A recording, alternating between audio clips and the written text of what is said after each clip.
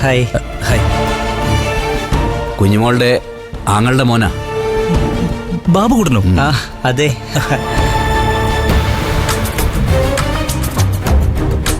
ആ ബാക്കി കഥ പറ. എല്ലാവരെയും കണ്ടിട്ട് തിരിച്ചു പോകാതിരുന്നതാ.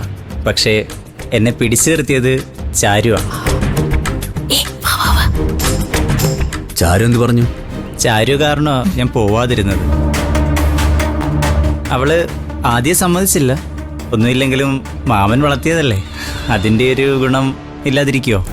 ചാരു അവനുള്ളായിട്ട് എന്താ? അല്ല സെറ്റപ്പ് ആയിരിക്കൂടി. അവക്കിപ്പ ഇന്നത് തന്നെ വേണമെന്ന് വല്ലതും ഉണ്ടോ?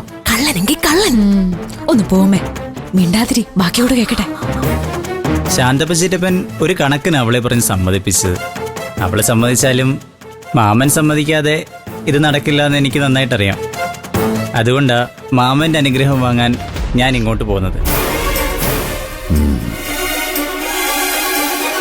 നിന്നെക്കുറിച്ച് ഒന്നും അറിയാതെ ഞാൻ എങ്ങനെയാ സമ്മതിക്കുന്നത്?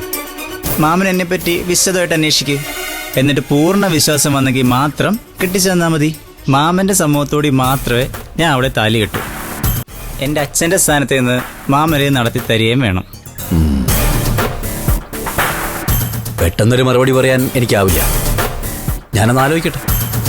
മതി, പതിയെ മതി. മര്യാദയ്ക്ക് ജീവിക്കാനുള്ള കൊതി കൊണ്ടാ മാമ.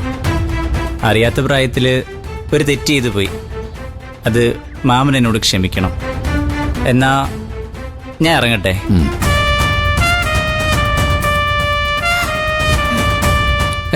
എന്താ ഇത്?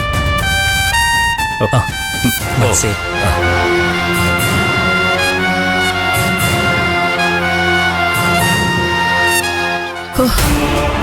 ഇവൾ ആരുടെയെങ്കിലും കൂടെ പോയി എങ്ങനെയെങ്കിലും അങ്ങ് തൊലഞ്ഞു പോയാ മതിയായിരുന്നു. എന്റെ കുടുംബത്തിന് സമാധാനം കിട്ടുമല്ലോ. ചുള്ളൻ ചെക്കനാണല്ലോ അമ്മേ. ചാരുനെ